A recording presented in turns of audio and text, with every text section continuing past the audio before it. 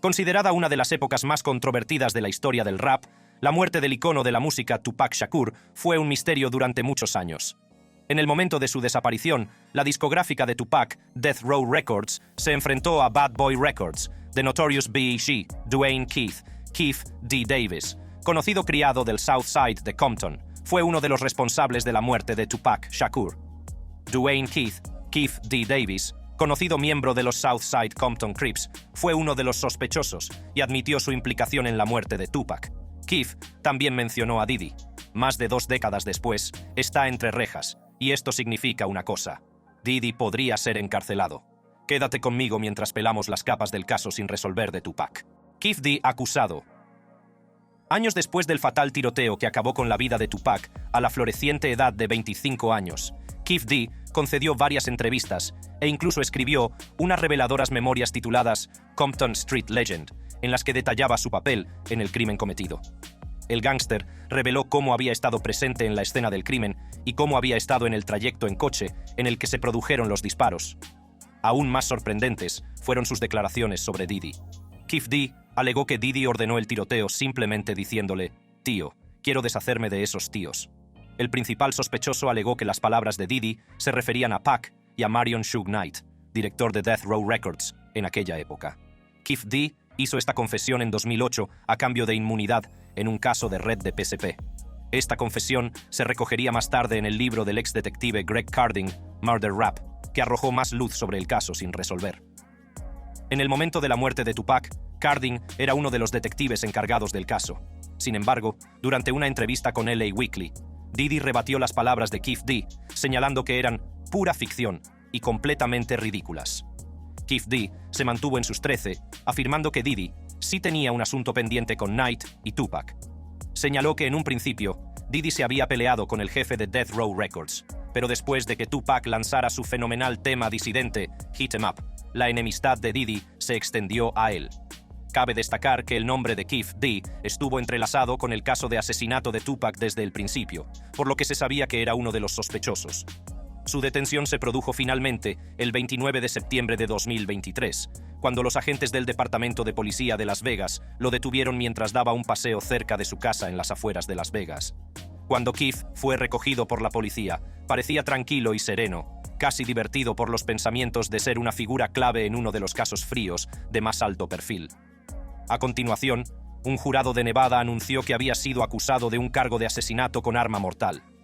Como Keith D. había sugerido muchas veces, las autoridades revelaron que él era el autor de los disparos, pero no fue el que disparó a sí mismo. Durante la conferencia de prensa de la policía después de la acusación de Keith D., el teniente Jason Johansson de la LUMPD compartió sobre el principal sospechoso. Dwayne Davis fue el que llamó a los tiros para este grupo de individuos que cometieron este crimen, y él orquestó el plan que se llevó a cabo. Las autoridades también revelaron que las revelaciones públicas de Davis, a lo largo de los años, provocaron un reenfoque en el caso sin resolver. El fiscal de distrito del condado de Clark, Steve Wolfson, también se dirigió al público durante la conferencia, declarando: «Sé que mucha gente ha estado observando y esperando este día. Tupac Shakur es una leyenda de la música, y durante mucho tiempo, esta comunidad y todo el mundo han estado esperando justicia para Tupac. Hoy estamos dando ese primer paso». Kevin McCall, sheriff de la LVMPD, ahondó en las conspiraciones que rodean al caso sin resolver al comienzo de la conferencia. Relató que, aunque a muchos les pareciera que la policía no prestaba atención al caso del rapero, la situación distaba mucho de ser tal. En julio de 2023, en virtud de una orden de registro, la policía peinó la casa de Keith D., revisó ordenadores portátiles y dispositivos electrónicos y se llevó un ejemplar de sus memorias de 2019 que escribió con Yusuf Jah. Entre los demás objetos confiscados se encontraban un iPhone, 3 iPads, 6 ordenadores, 11 cartuchos de calibre 40, una revista Vibe Magazine en la que aparecía Tupac y un disco duro, entre otros. Tras su detención, cientos de documentos y testimonios relacionados con investigaciones anteriores sobre el caso demostraron que la muerte de Tupac tenía un profundo vínculo con las discográficas mencionadas. Tras la publicitada detención de Keith D., la hermana de Tupac, Sekiwa Seth Shakir, publicó un comunicado en Instagram. Escribió: «Este es sin duda un momento crucial. El silencio de los últimos 27 años en torno a este caso ha hablado muy alto en nuestra comunidad. Es importante para mí que el mundo, el país, el sistema judicial y nuestro pueblo reconozcan la gravedad del fallecimiento de este hombre, mi hermano, el hijo de mi madre, el hijo de mi padre. Hablando sobre la primera detención realizada en 27 años, Cutting, que pasó muchos años investigando el caso del asesinato de Tupac, transmitió que no le había sorprendido la detención de Keef. De Cutting señaló que el veterano miembro de los Crips se puso a sí mismo en el centro de la polémica, dando a la policía de Las Vegas una ventaja más que suficiente. Cutting también señaló que él también había estado esperando Keef D a ser acusado porque sus confesiones públicas mostraron que el crimen estaba lejos de ser al azar. ¿Quién es Keef D? El autoproclamado miembro de una banda y último sospechoso vivo relacionado con el tiroteo y la muerte de Tupac, nació y se crió como uno de los 12 hijos de una pareja normal de Texas. Mientras su madre era ama de casa, su padre trabajaba como marine en Virginia.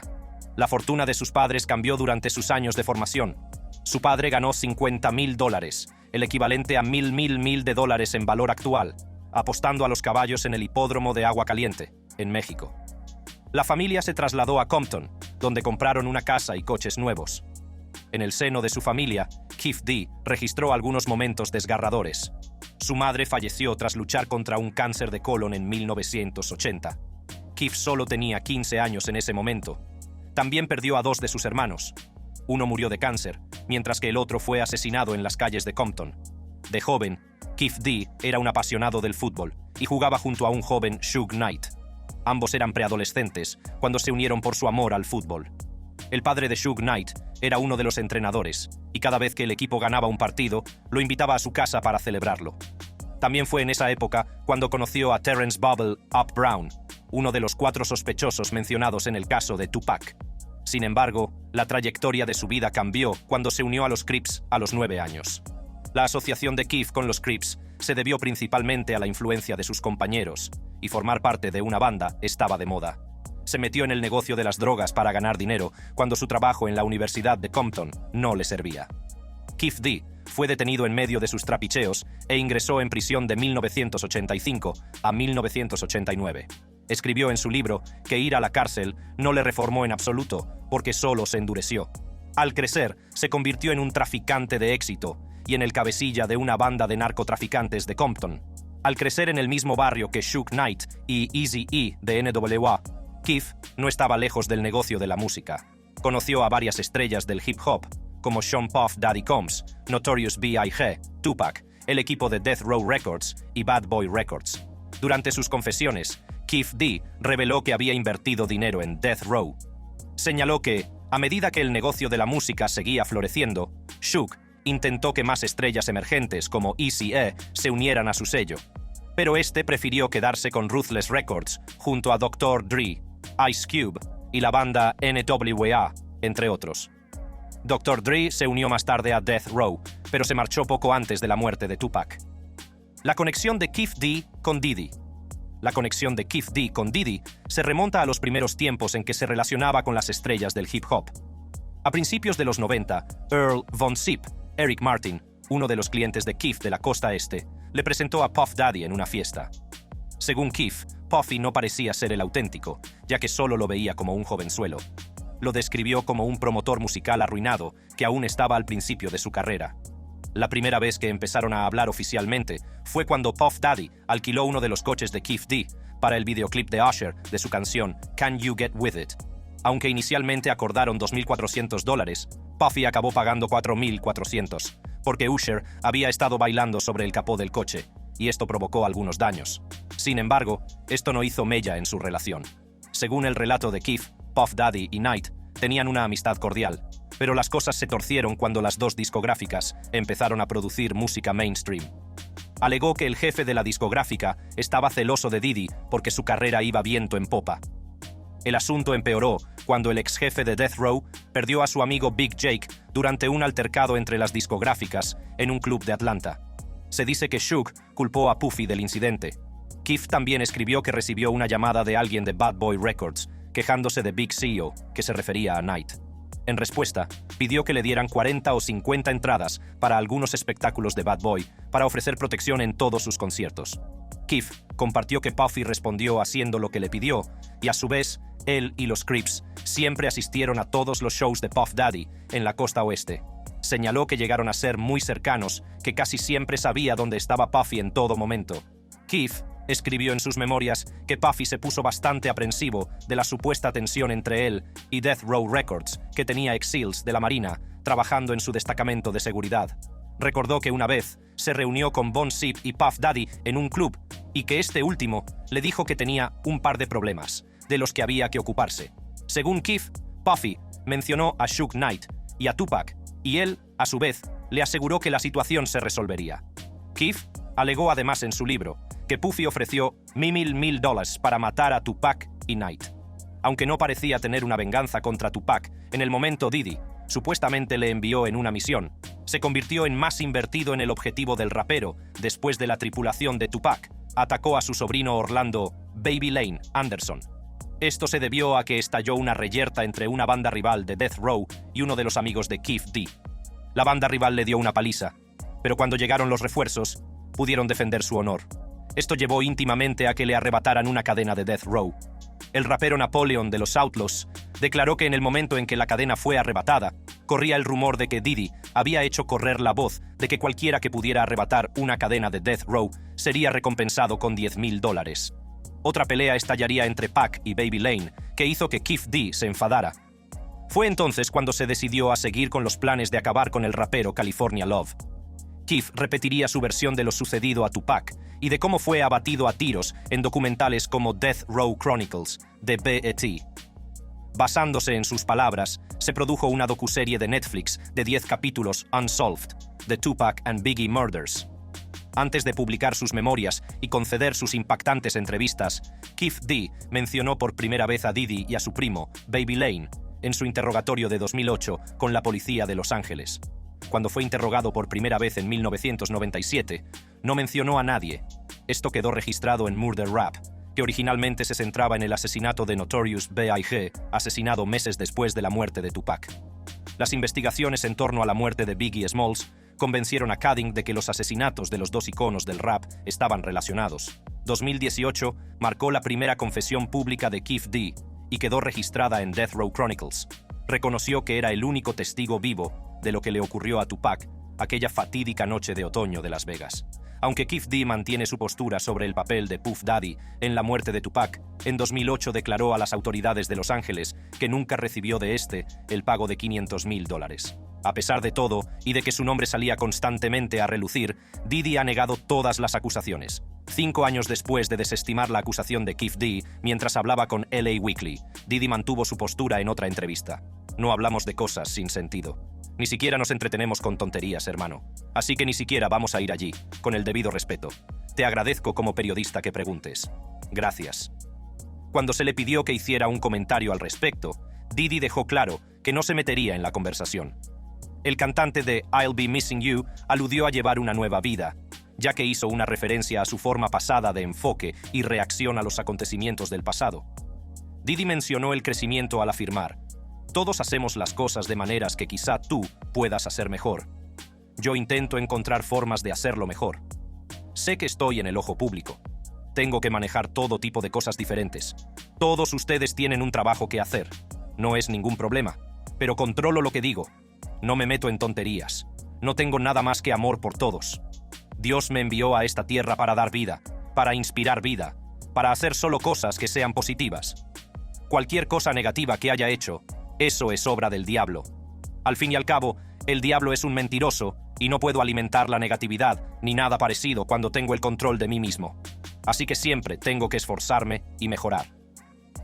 Otra noción, que parece contradecir la acusación de Keef D, se produjo después de que el hermanastro de Tupac, Moprem Shakur, revelara que Diddy se puso en contacto con él para exculparse de las acusaciones.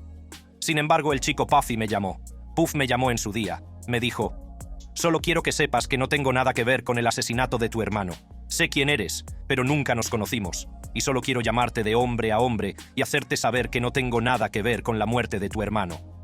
De las palabras de Moprem compartidas en el podcast The Art of Dialogue, se desprende que el rapero de Gotta Move On le llamó después de las confesiones de Keef en 2008. El día que murió Tupac, En la noche del 7 de septiembre de 1996, Tupac y Suge Knight asistieron al combate de boxeo entre Bruce Seldon y Mike Tyson, una de las muertes que más conmocionó al mundo de la cultura pop. El rapero de Changes y el ahora encarcelado cofundador de la discográfica se unieron a otras 1000 personas para ver el combate en el MGM Grand de Las Vegas. Tras el espectáculo, los miembros de Death Row y sus afiliados abandonaron el abarrotado recinto. Sin embargo, en su camino de salida, Trevon Trelane, un miembro de la banda M.O.B. que formaba parte de la tripulación, vio al sobrino de Keef D, Baby Lane, caminando delante de ellos. Susurró al oído de Tupac, y como si fuera una orden, el grupo avanzó y se abalanzó sobre Baby Lane Anderson. El ataque fue una forma de represalia porque, al parecer, Anderson intentó arrebatarle la cadena Death Row a Trey en una tienda Foot Locker del centro comercial Lakewood. La agresión se prolongó durante un rato hasta que intervino la seguridad del MGM. Tras el caótico encuentro, Tupac regresó a su habitación de hotel en el Luxor Las Vegas, donde cambió de atuendo y se dirigió al Club 662 con Knight. Se dirigía al local para actuar en un acto benéfico, cuando el BMW 750iL, en el que viajaban, fue detenido por agentes de patrulla. Más adelante, sobre las 23:00 y las 23:05 horas, el nuevo vehículo de Pac se detuvo de nuevo en el semáforo en rojo de East Flamingo Road. Otro vehículo con 2 ocupantes femeninas se detuvo junto al coche, y al percatarse de que se trataba de Tupac, las damas se pusieron a charlar un poco. 10 minutos más tarde, a las 23:15, el infame Cadillac blanco de 4 puertas se detuvo junto al coche de Pac, y el tirador, ligeramente estirado por la ventanilla, blandió una Glock 22 del calibre 40 S&W y disparó 4 tiros en dirección a Pac. El entonces rapero recibió 2 impactos en el pecho y una de las balas le atravesó un pulmón. También recibió impactos en el brazo y el muslo. Knight también sintió el impacto al recibir esquirlas en la cabeza. No obstante, Knight se recompuso inmediatamente y condujo hasta Las Vegas Boulevard y Harmon Avenue, donde otra patrulla de policía les dio el alto. Al ver el sangriento espectáculo, las autoridades no tardaron en alertar a los paramédicos. Tupac fue trasladado al University Medical Center of Southern Nevada. Se dice que, mientras Tupac sufría, mencionó que se estaba muriendo. Sin embargo, permaneció en estado crítico durante 6 días, en los que fue sometido a respiración asistida y a fuertes sedantes. El grupo de Tupac, Outlaws, y Gobu Rahimi, director de vídeos de Death Row, permanecieron de guardia en el hospital, pues temían que los agresores pudieran visitarlo para causar más destrozos. El joven de 25 años se rindió al mediodía del 13 de septiembre de 1996, después de que los médicos le extirparan quirúrgicamente el pulmón derecho dañado. Tupac dejó de responder al tratamiento debido a una insuficiencia respiratoria que le provocó una parada cardíaca. Aunque los médicos intentaron controlar la situación, no pudieron detener el exceso de pérdida de sangre, lo que sin querer llevó a su madre, Afeni Shakur, a pedirles que interrumpieran el tratamiento. Según el relato de Keef D sobre lo sucedido, tras la pelea Seldon-Tyson, los Southside Crips solían visitar Las Vegas siempre que había una pelea de Mike Tyson, y ese combate del 7 de septiembre no fue diferente, al menos durante la mayor parte del evento principal. Keef escribió en Compton Street Legend que después de la pelea, él y su pandilla acordaron reunirse en el café dentro del MGM Grand, pero Baby Lane Anderson estaba ausente. Más tarde sería informado por algunos miembros de los East Coast Crips que algunos miembros de Death Row saltaron sobre Anderson. Keef D conocía el asunto del robo de cadenas, por lo que sabía que estaba relacionado con lo ocurrido a Anderson. El gángster compartió que cuando él y Puffy hablaron sobre la recompensa por la cabeza de Pac, fue estrictamente por negocios. Sin embargo, la cosa se volvió siniestramente personal cuando Pac atacó a su sobrino. Keef recordó además cómo recibió una Glock del 40 de Von Zip, quien le dijo que era hora de conseguir el dinero, es decir, el supuesto dinero que Diddy prometió pagar a cambio de la vida de Pac. El autoproclamado pistolero y su equipo trazaron un plan sobre cómo golpear a Tupac en el Club 662. Inicialmente pensó en enfrentarse a Knight por toda la situación, pero después de 1 hora y media sin la presencia de la pareja, Keef dijo que cambió de opinión. Escribió que Knight y Tupac tuvieron suerte de llegar tarde porque habría sido como la masacre de San Valentín de Al Capone. Según Keef D, las otras 3 personas que iban en el coche eran Baby Lane, Terrence Bubble Up Brown y DeAndre Dre Smith. A pesar de cómo el plan inicial se vino abajo, la noche estaba lejos de terminar. Keef relató cómo él y su equipo se detuvieron a comprar champán y vieron pasar el BMW de Tupac con el rapero asomando la cabeza. Señaló que Bubble Up que iba al volante, dio media vuelta y se acercó a Pac y Knight. Keith recordó en sus memorias que el copropietario de la discográfica parecía aterrorizado, mientras Tupac echaba mano a un arma, y fue entonces cuando uno de sus chicos agarró la Glock y se puso como un jamón. Señaló que, mientras se alejaban, se fijaron en las 2 ambulancias que transportaban a las víctimas. Keith también desveló cómo él y su banda se quedaron sin batería en el Cadillac y se fueron de fiesta toda la noche. El tono de escritura de Keith parecía apático cuando describió el tiroteo y la muerte de Tupac como un daño colateral. El libro adquirió un tono más suave cuando Keith pareció reflexionar sobre las secuelas de sus actos. Escribió sobre el fallecido rapero: «En este momento de mi vida, puedo decir que siento un profundo remordimiento por lo que le ocurrió a Tupac. Era un artista de talento, con un enorme potencial para influir en el mundo. Odio que la familia, los amigos y los fans de Tupac, especialmente su madre, Afeni Shakur, tuvieran que pasar por el dolor de perder a su hijo. Es terrible perder a gente así. Conozco ese dolor demasiado bien». Y continuó: «Sin embargo, me mantengo firme en el punto de que Tupac, Suge Knight y el resto de esos negros no tenían nada que hacer poniendo sus manos sobre mi querido sobrino Baby Lane. Y punto. Que se abalanzaran sobre mi sobrino nos dio luz verde para hacerles algo en el culo». En su confesión de Death Row Chronicles, Keith D. dijo que era el único que podía contar la historia de cómo perdió la vida Tupac. Afirmó que no había ningún motivo por el que decidiera desvelar los detalles. El famoso capo dijo que estaba luchando contra el cáncer y que no tenía nada que perder revelando la verdad. Hizo un retrato mental del crimen de Las Vegas, señalando que si Tupac no hubiera sacado la cabeza del coche, no habrían sabido que estaba en él. Keith recordó que cuando su equipo se detuvo en el semáforo en rojo que paró el BMW de Tupac, él estaba en el asiento delantero, encontrándose inmediatamente cara a cara con Knight. Señaló que en ese momento, alguien desde atrás alcanzó la pistola y disparó en dirección a Pac. «Voy a guardarlo para el código de las calles. Acaba de salir del asiento trasero, hermano». Cuando se le preguntó acerca de la identidad del tirador, Keith parecía divertido, ya que decidió mantener esa parte para sí mismo.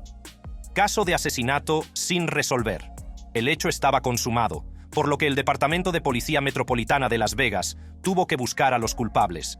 Sin embargo, la LIMPD mantuvo durante décadas que la falta de testigos o de alguien que se presentara a declarar lo que sabía frenó el avance del caso del asesinato de Tupac, lo que condujo al frío desenlace. En una investigación realizada en 2002 por Chuck Phillips, de Los Angeles Times, el sargento Kevin Manning, el sargento de homicidios que presidió la investigación, reveló que, contrariamente a la creencia generalizada de que la policía no se esforzó en el caso de Pac, el asesinato del rapero se trató como cualquier otro homicidio. Sin embargo, incluyó que el trabajo de los policías requería esfuerzos concertados de ciudadanos cooperativos. Esto significa que necesitaban que se presentaran testigos para el progreso del caso, pero no se presentó ninguno. El caso de Tupac se alargó y se estancó durante casi 3 décadas, y durante este tiempo hubo diferentes teorías sobre las lagunas y callejones sin salida por parte de la policía. Una de ellas fue que no hicieron ningún seguimiento de un miembro de la banda de Tupac que presenció el tiroteo. El individuo había dicho a la policía que podría ser capaz de reconocer a algunos de los presuntos autores del crimen.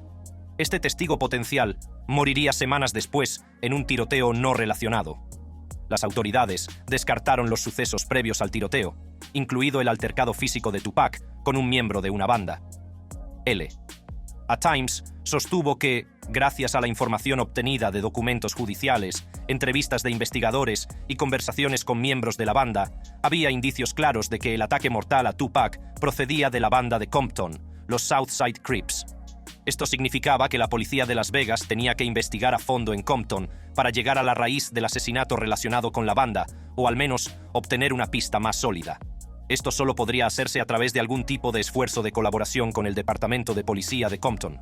Básicamente, donde la LVMPD carecía de experiencia relacionada con las bandas, la policía de Compton era más vasta.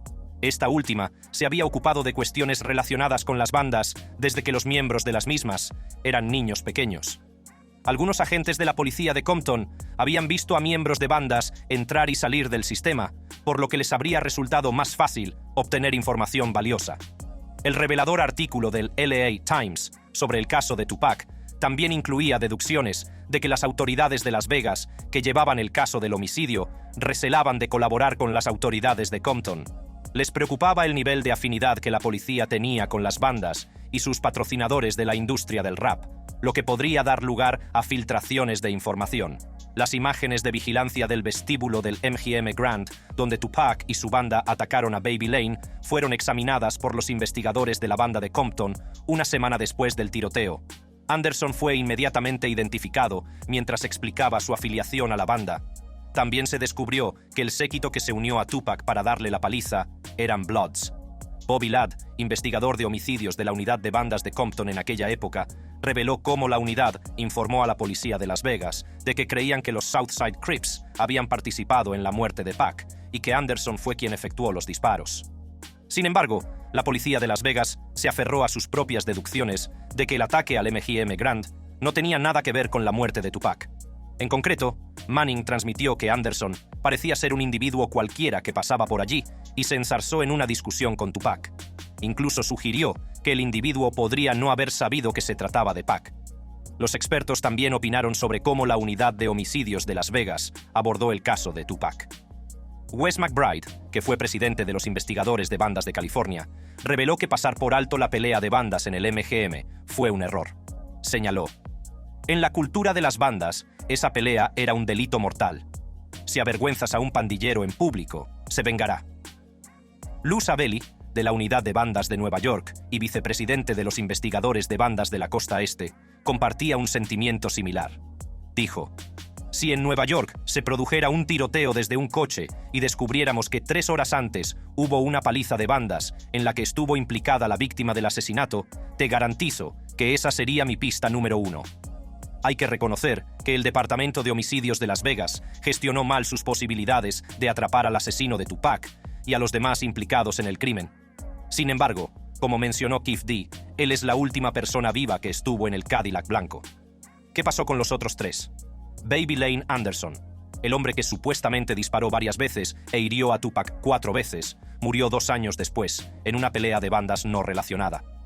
El 29 de mayo de 1998, Anderson y un afiliado de Southside se enfrentaron a 2 miembros de la banda Corner Pocket en un lavadero de coches de Compton.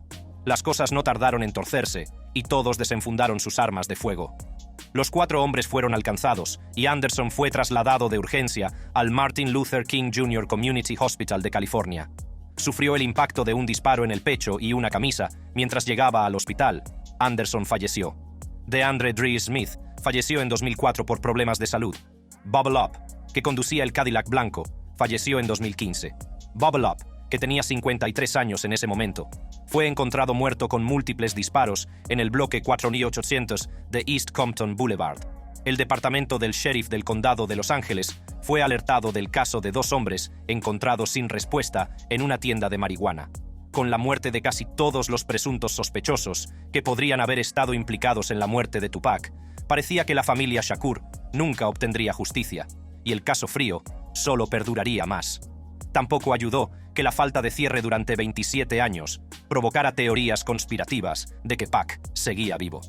No hay profundidad en esta controversia, pero con Keefe D. tras las rejas, esperemos, esto puede arrojar una luz más clara sobre los próximos acontecimientos. Eso es todo, chicos.